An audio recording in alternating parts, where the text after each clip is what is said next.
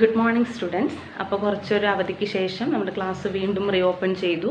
അപ്പോൾ കഴിഞ്ഞ ക്ലാസ്സിൽ നമ്മൾ ഫസ്റ്റ് ചാപ്റ്റർ നമ്മുടെ കഴിഞ്ഞായിരുന്നു. ഗൂഗിൾ മീറ്റിൽ മിസ്സ് പറഞ്ഞു ഈ ഒരു ഫസ്റ്റ് ചാപ്റ്ററിൻ്റെ ഒരു കൺക്ലൂഡൻ പോർഷൻ മിസ്ഡാന്ന് പറഞ്ഞു. സോ ഇന്നത്തെ ക്ലാസ്സിൽ നമ്മൾ ഫസ്റ്റ് ചാപ്റ്ററിലുള്ള the life mysterious in little chambers എന്ന് പറയുന്ന ആ ചാപ്റ്ററിൽ നമ്മൾ എന്തൊക്കെ പഠിച്ചു അതിൻ്റെ ഒരു മെയിൻ പോയിൻറ്റ്സുകൾ കൺക്ലൂഡ് ചെയ്തിട്ടുള്ള ഒരു പാർട്ടാണ്. ഓക്കെ, അപ്പോൾ ആ ഫസ്റ്റ് ചാപ്റ്ററിൽ നമ്മൾ ഫസ്റ്റ് ഡിസ്കസ് ചെയ്തത് what is microscope and parts of microscope. Microscope is also used to magnifying the object. എല്ലാ ഒബ്ജക്റ്റുകളെയും മാഗ്നിഫൈ ചെയ്യാനാണ് നമ്മൾ എന്ത് യൂസ് ചെയ്യുന്നത്, മൈക്രോസ്കോപ്പ് യൂസ് ചെയ്യുന്നത്. Which are the parts of microscope? Eyepiece. നമ്മൾ ഒബ്ജക്റ്റിനെ നോക്കുന്നത് ഐപീസിലൂടെയാണ്. Then next is knob. Knob is also used to adjust ചെയ്യാൻ യൂസ് ചെയ്യുന്നു. ദെൻ ഒബ്ജക്റ്റീവ് ലെൻസ്, അത് ഒബ്ജക്റ്റീവ് ലെൻസ് യൂസ് ചെയ്തിട്ടുണ്ട്. ദെൻ നമ്മൾ എന്തിനാണോ ഒബ്സർവ് ചെയ്യുന്നത് അതിനെ ഫിക്സ് ചെയ്യുന്ന, അതിൽ വെക്കുന്ന ആ ഒരു പ്ലേസിനെ നമുക്ക് സ്റ്റേജ് ആൻഡ് ക്ലിപ്പ് എന്ന് പറയാം. അതിൻ്റെ അടിയിലായിട്ട് നമുക്ക് കണ്ടൻസർ കാണാം. The last part is the mirror. 2 types of mirror use ചെയ്തിരിക്കുന്നു. That is plain mirror and concave mirror. Okay, then നമ്മൾ പഠിച്ചു 2 types of microscope. 3 types of microscope we have know that simple microscope, compound microscope and electron microscope. Simple microscope used only one mirror. ഒരു mirror മാത്രമേ use ചെയ്തിട്ട് only one lens, ഒരു lens മാത്രമേ use ചെയ്തിട്ടുള്ളെങ്കിൽ നമുക്കതിനെ simple lens എന്ന് പറയാം. Compound microscope എന്ന് പറഞ്ഞാൽ മോർ ദാൻ 2 ലെൻസ്, 2ൽ കൂടുതൽ ലെൻസ് യൂസ് ചെയ്തിട്ടുണ്ടെങ്കിൽ നമുക്കതിനെ കോമ്പൗണ്ട് മൈക്രോസ്കോപ്പ് എന്ന് പറയാം. ഇലക്ട്രോൺ മൈക്രോസ്കോപ്പ് എന്ന് പറഞ്ഞാൽ നമ്മുടെ ലൈറ്റ് റേസിന് പകരം എന്ത് യൂസ് ചെയ്യുന്നു, ഇലക്ട്രോൺസിനെ യൂസ് ചെയ്യുന്നു. അതാണ് ഇലക്ട്രോൺ മൈക്രോസ്കോപ്പ്. പിന്നെ നമ്മൾ പഠിച്ചത് വളരെ ഇമ്പോർട്ടൻ്റ് ആയിട്ടുള്ള വെരി ഇമ്പോർട്ടൻ്റ് ആയിട്ടുള്ള പോർഷനാണ് സെൽസ് എന്ന് പറയുന്നത്. നമുക്കറിയാം ഫസ്റ്റ് സെൽസ് ഐഡൻറ്റിഫൈ ചെയ്ത ആളാണ് Robert hook. Robert Hooke was the scientist who first identified the cell. Cell identify ചെയ്ത ഫസ്റ്റ് സെല്ലിനെ ഒബ്സർവ് ചെയ്ത ആളാണ് ആര്, റോബർട്ട് ഹുക്ക്.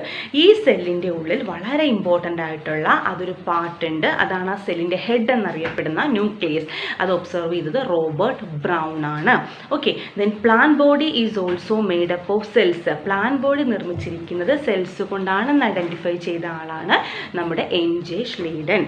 അതിൻ്റെ opposite animal body is also made up of cells. Animal body നിർമ്മിച്ചിരിക്കുന്നത് cells കൊണ്ടാണെന്ന് ഐഡൻറ്റിഫൈ ചെയ്ത ആളാണ് തിയോഡർ ഷാൻ. NJ Schleidenനും തിയോഡർ ഷാൻ കൂടി ജോയിൻ ചെയ്ത് പ്രൊപ്പോസ് ചെയ്ത തിയറിയാണ് സെൽ തിയറി. ഓക്കെ, ഇനി cell biology. What is cell biology? The cell biology is the branch of science which deals with the study of cells. നമ്മൾ സെൽസിനെ കുറിച്ച് പഠിക്കുന്ന ആ ഒരു ബ്രാഞ്ചിനെ നമുക്ക് സെൽ ബയോളജി എന്ന് പറയാം. ഓക്കെ, പിന്നെ നമുക്ക് എന്തറിയാം, അതായത് ഒരു സെല്ലിൽ ഉണ്ടായിരുന്ന ഒരു എക്സിസ്റ്റിംഗ് സെൽസിൽ നിന്ന് മാത്രമേ പുതിയ ഒരു സെല്ല്, എക്സിസ്റ്റിംഗ് സെല്ലിൽ നിന്ന് പുതിയ ഒരു എറൈസിങ് സെൽസ് ഉണ്ടാകുന്നുള്ളൂ എന്ന് പറഞ്ഞ ആളാണ് റുഡോൾഫ് വിർഷോ. പിന്നെ നമ്മൾ പഠിച്ചു ഒരു സെല്ലിൽ protoplasm and cytoplasm. What is protoplasm? Protoplasm എന്ന് പറഞ്ഞാൽ സെൽ മെംബ്രെയിൻ്റെ അകത്തുള്ള എല്ലാത്തിനെയും നമുക്ക്, സെൽ മെംബ്രെയിൻ്റെ ഉള്ളിലുള്ള എല്ലാ ഒബ്ജക്റ്റുകളെയും നമുക്ക് പ്രോട്ടോപ്ലാസം എന്ന് പറയാം.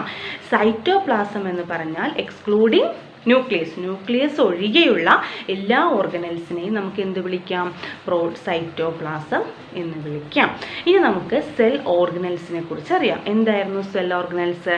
നമുക്കറിയാം പ്രോട്ടോപ്ലാസം എന്ന് പറഞ്ഞാൽ സെൽ മെംബ്രെയിൻ്റെ അകത്തുള്ള എല്ലാത്തിനെയും, ന്യൂക്ലിയസിനെയും എല്ലാ സെൽ ഓർഗനൽസിനെയും നമുക്ക് പ്രോട്ടോപ്ലാസം എന്ന് പറയാം.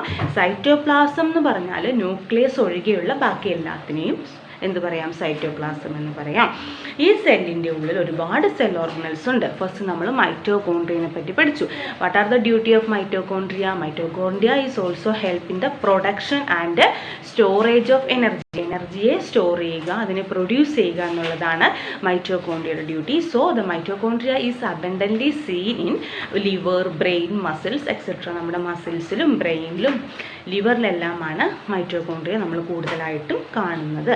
നെക്സ്റ്റ് നമ്മൾ endoplasmic reticulum. Endoplasmic reticulum is also known as cytoskeleton because they give shape to the cells.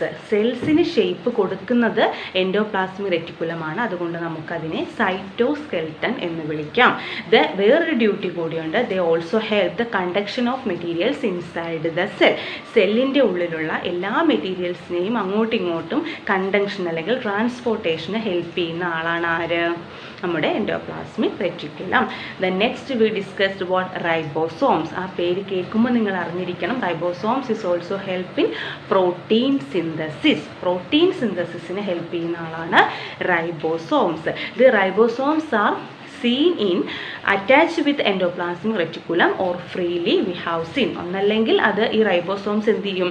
നമ്മുടെ എൻഡോപ്ലാസ്മിക് റെറ്റിക്കുലത്തിനോട് അറ്റാച്ച് ചെയ്ത് കാണും, അല്ലെങ്കിൽ അത് ഫ്രീ ആയിട്ട് നമ്മുടെ സൈറ്റോപ്ലാസത്തിൽ നമുക്ക് കാണാൻ പറ്റും. ഓക്കെ, നെക്സ്റ്റ് നമ്മൾ ഡിസ്കസ് ചെയ്ത ആളാണ് ആര്? വാക്യൂൾസ്. നമുക്കറിയാം വാക്യൂൾസിനൊരു മെംബ്രെയിൻ ഉണ്ട്, അതിനെ നമ്മൾ ടോണോപ്ലാസ്റ്റ് എന്ന് വിളിച്ചു. Vacuoles also help in the storage of water, salt, excretory substance etcetera. നമ്മുടെ വാട്ടറിനെയും സാൾട്ടിനെയും അങ്ങനെയുള്ള എല്ലാത്തിനെയും സ്റ്റോർ ചെയ്യുക എന്നുള്ളതാണ് ആരുടെ ഡ്യൂട്ടി? വാക്യൂൾസിൻ്റെ ഡ്യൂട്ടി. ദെൻ നെക്സ്റ്റ് നമ്മൾ ഡിസ്കസ് ചെയ്തു നമ്മുടെ ഗോൾഗി കോംപ്ലെക്സ്. നമുക്കറിയാം ഗോൾഗി കോംപ്ലെക്സ് കൂടുതലും കാണപ്പെടുന്നത് എവിടെയാണ്? നമ്മുടെ ഗ്രാനുലാർ സെൽസിലാണ് ഇവർ കൂടുതലും കാണപ്പെടുന്നത്. അപ്പോൾ ഇവരുടെ ഡ്യൂട്ടി എന്താണ്? Storage of mucus, hormones, enzymes ഇവരെല്ലാം സ്റ്റോർ ചെയ്യുക. എങ്ങനെ? ഒരു ചെറിയ സെൽ വെസിക്കിൾസ് ഉണ്ടാക്കി അതിൽ സ്റ്റോർ ചെയ്ത് വെക്കുക എന്നുള്ളതാണ് നമ്മുടെ ഗോൾഗി കോംപ്ലെക്സിൻ്റെ ഡ്യൂട്ടി. അപ്പോൾ അത്രയും കാര്യങ്ങൾ നിങ്ങൾ പഠിച്ചു. നെക്സ്റ്റ് നമ്മൾ പഠിച്ചു എന്ത്? Prokaryotic organisms and eukaryotic organisms. നമുക്കറിയാം ന്യൂക്ലിയസ് ഇല്ലാത്ത എല്ലാ organisms like bacteria, cyanobacteria, mycoplasma അങ്ങനെയുള്ള എല്ലാത്തിനെയും നമുക്ക് ന്യൂക്ലിയസ് ഇല്ലാത്ത ആൾക്കാരെ നമുക്ക് എന്ത് വിളിക്കാം? പ്രോകാരിയോട്ടിക് ഓർഗാനിസംസ് എന്ന് വിളിക്കാം. അപ്പോൾ യൂകാരിയോട്ടിക് ഓർഗാനിസംസ് എന്താണ്? ഒരു വെൽ ഡിഫൈൻഡ് ആയിട്ടുള്ള ന്യൂക്ലിയസ് ഉള്ളവരെ നമുക്ക് യൂകാരിയോട്ടിക് ഓർഗാനിസംസ് എന്ന് വിളിക്കാം. The examples R animals and plants. ഇവർക്കെല്ലാം എന്തുണ്ട്? ഒരു നല്ല വെൽ ഡിഫൈൻഡ് ആയിട്ടുള്ള ന്യൂക്ലിയസ് ഉണ്ട്. So that is prokaryotes and eukaryotic organisms. Next നമ്മൾ പഠിച്ചു വെരി ഇമ്പോർട്ടൻ്റ് ആയിട്ടുള്ള ന്യൂക്ലിയസ്. നമുക്കറിയാം സെല്ലിൻ്റെ ഹെഡ് അല്ലെങ്കിൽ ആ ഫങ്ഷൻസിനെ കൺട്രോൾ ചെയ്യുന്ന ആളാണ് ആര്? ന്യൂക്ലിയസ്. ന്യൂക്ലിയസിന് ഏതൊക്കെ പോർഷൻസ് ഉണ്ട്? ഒരു ന്യൂക്ലിയർ മെംബ്രെയിൻ ഉണ്ട്. സെല്ലിനൊരു മെംബ്രെയിൻ ഉള്ളതുപോലെ ന്യൂക്ലിയസിനൊരു മെംബ്രെയിൻ ഉണ്ട്. That is known as nuclear membrane. ഈ നിങ്ങൾ ടെക്സ്റ്റ് ഉണ്ടെങ്കിൽ അത് ഓപ്പൺ ചെയ്ത് അതിൻ്റെ ഫിഗറിലേക്ക് നോക്കുക. മിസ് പറയുന്ന പോയിന്റുകൾ നിങ്ങളുടെ മൈൻഡിലേക്ക് കൊണ്ടുവരാൻ ശ്രമിക്കുക. ഓക്കെ, ഇനി എന്താ പറയുക, ഈ ചാപ്റ്ററിനെ കുറിച്ച് ഒരു ഡൗട്ടും നിങ്ങൾക്ക് ഉണ്ടാവരുത്. കാരണം ഒരുപാട് വട്ടം മിസ് എക്സ്പ്ലെയിൻ ചെയ്തിട്ടുള്ള ടോപ്പിക്സുകളാണ്. ഓക്കെ, അപ്പം ന്യൂക്ലിയർ മെംബ്രെയിൻ എന്ന് പറഞ്ഞാൽ പുറത്തുള്ള ഒരു കോട്ടിംഗ് ആണ് ന്യൂക്ലിയർ മെംബ്രെയിൻ. അതിൻ്റെ ഇടയ്ക്ക് നിങ്ങൾ കണ്ടു ചെറിയ ഹോൾസ്, പോർസ് പോലെ കാണാം. അതിനെ നമ്മൾ ന്യൂക്ലിയർ പോർ എന്ന് വിളിച്ചു. ഈ ന്യൂക്ലിയർ പോർ എന്തിനാണ് ഹെൽപ്പ് ചെയ്യുന്നത്? ന്യൂക്ലിയസിനകത്തേക്കും ന്യൂക്ലിയസിന് പുറത്തേക്കുമുള്ള മെറ്റീരിയൽസിൻ്റെ ട്രാൻസാക്ഷനാണ് ഇവരെ ഹെൽപ്പ് ചെയ്യുന്നത്. അപ്പോൾ ന്യൂക്ലിയർ മെംബ്രെയിൻ പഠിച്ചു, പിന്നെ എന്ത് പഠിച്ചു? ന്യൂക്ലിയർ പോർ പഠിച്ചു. പിന്നെയുള്ളതാണ് എന്ത്? ന്യൂക്ലിയോലസ്. ഈ ന്യൂക്ലിയോലസ് എന്തിനാണ് ഹെൽപ്പ് ചെയ്യുന്നത്?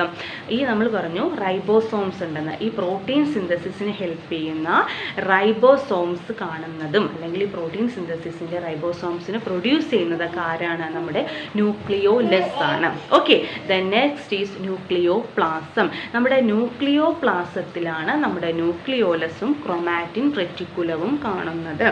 ആരാണ് ഈ ക്രൊമാറ്റിൻ റെറ്റിക്കുലം? ക്രൊമാറ്റിൻ റെറ്റിക്കുലം നിങ്ങൾ കണ്ടു, ഒരു ത്രെഡ് ലൈക്ക് സ്ട്രക്ചറായിട്ട് കാണുന്നുണ്ട്. അവരെന്തിന് ഹെൽപ്പ് ചെയ്യുന്നു? ട്രാൻസ്ഫർ ഓഫ് ജീൻസിനെ ട്രാൻസ്ഫർ ചെയ്യാൻ ഹെൽപ്പ് ചെയ്യുന്നു. നമ്മളറിയാം നമ്മൾ ഓരോരുത്തരും ഉണ്ടാവുമ്പോൾ ഒരുപാട് ജീൻസുകൾ അല്ലേ നമുക്ക് ട്രാൻസ്ഫർ ചെയ്ത് വരുന്നുണ്ട്. ഒരുപാട് ജീനുകൾ നമുക്ക് പാരമ്പര്യമായിട്ട് നമ്മുടെ മദറിൽ നിന്നും ഫാദറിൽ നിന്നെല്ലാം നമുക്ക് ട്രാൻസ്ഫർ ചെയ്ത് വരുന്നുണ്ട്. സോ ഈ ജീനിൻ്റെ ട്രാൻസ്ഫറിന് സഹായിക്കുന്ന ആൾക്കാരാണ് ക്രൊമാറ്റിൻ റെറ്റിക്കുലം. അപ്പോൾ ന്യൂക്ലിയസിൻ്റെ പാർട്സ് ഏതൊക്കെയായിരുന്നു? Nuclear membrane, nuclear pores, nucleolus, nucleoplasm and then chromatin reticulum. Okay, അത്തരം കാര്യങ്ങൾ ക്ലിയർ ആയല്ലോ. ഇനി നമ്മൾ പഠിച്ചു എന്ത്? പ്ലാസ്റ്റിഡ്സ്. ആരാണ് പ്ലാസ്റ്റിഡ്സ്? പ്ലാസ്റ്റിഡ്സ് എന്ന് പറഞ്ഞാൽ പ്ലാന്റ്സിൽ മാത്രം കാണുന്ന ആൾക്കാരെയാണെങ്കിൽ സെൽ ഓർഗനൽസിനെ നമുക്ക് പ്ലാസ്റ്റിഡ്സ് എന്ന് വിളിക്കാം. പ്ലാന്റ് സെല്ലിൽ മാത്രം കാണുന്ന ആൾക്കാരാണ് plastids. Plastids can be divided into 3 types, which are they? Chloroplast, chromoplast and leucoplast.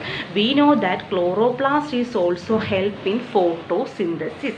Photosynthesisന് help ചെയ്യുന്ന ആളാണ് ക്ലോറോപ്ലാസ്റ്റ്. ഓക്കെ, ദെൻ ഈ chromoplast is also seen in different colors, or they give color to the plants. നമ്മുടെ ഫ്രൂട്ട്സിനും ലീവ്സിനും ഒക്കെ colour കൊടുക്കുന്ന ആളാണ് chromoplast. അത് നിങ്ങൾ പറഞ്ഞായിരുന്നു, നമ്മൾ xanthophyll, anthocyanin, like that. So leucoplast, ഈ ലൂക്കോപ്ലാസ്റ്റ് എന്ന് പറഞ്ഞാൽ ഒരു കളറും അവർ പ്രൊവൈഡ് ചെയ്യുന്നില്ല, അവരൊരു കളറും കൊടുക്കുന്നില്ല.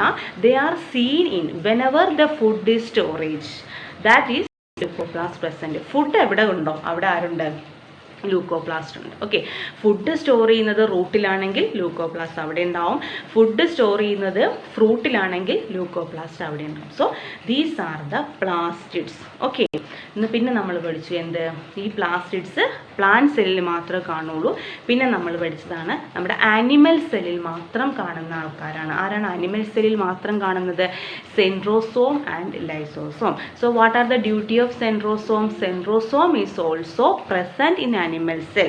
These also help in the cell division. Cell ഡിവിഷന് മാത്രം ഹെൽപ്പ് ചെയ്യുന്ന, അല്ലെങ്കിൽ സെൽ ഡിവിഷന് ഹെൽപ്പ് ചെയ്യുന്ന ആളാണ് ആര്? നമ്മുടെ സെൻട്രോസോം.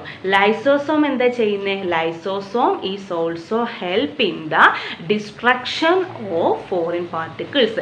നമ്മുടെ ബോഡിയിലേക്ക് വരുന്ന ഫോറിൻ പാർട്ടിക്കിൾസിനെ ഒരു എൻസൈംസ് പ്രൊഡ്യൂസ് ചെയ്തിട്ട് ഡിസ്ട്രക്റ്റ് ചെയ്യുക, നശിപ്പിച്ച് കളയുക എന്നുള്ളതാണ് നമ്മുടെ ലൈസോസോമിൻ്റെ ഡ്യൂട്ടി. അപ്പോൾ ഇത്രയും കാര്യങ്ങളാണ് നമ്മൾ ഫസ്റ്റ് ചാപ്റ്ററിൽ ഡിസ്കസ് ചെയ്തത്. അതിൻ്റെ ആക്ടിവിറ്റീസ് മിസ് കഴിഞ്ഞ ഓണം വെക്കേഷന് മുമ്പ് നിങ്ങൾക്ക് സെൻഡ് ചെയ്തിരുന്നു. അപ്പോൾ അത്രയും കാര്യങ്ങൾ ഇത്രയും മനസ്സിലാക്കിയതിന് ശേഷം നിങ്ങൾ ബാക്കിലുള്ള ആക്ടിവിറ്റീസ് ചെയ്യുക. അത് സ്വയം കോപ്പി അടിക്കാതെ ചെയ്യാൻ ശ്രമിക്കുക. ഓക്കെ, അപ്പോൾ ഇത്രയും കാര്യങ്ങൾ നിങ്ങൾക്ക് എല്ലാവർക്കും നന്ന ക്ലിയർ ആയിട്ട് മനസ്സിലായി എന്ന് മിസ് വിശ്വസിക്കുന്നു.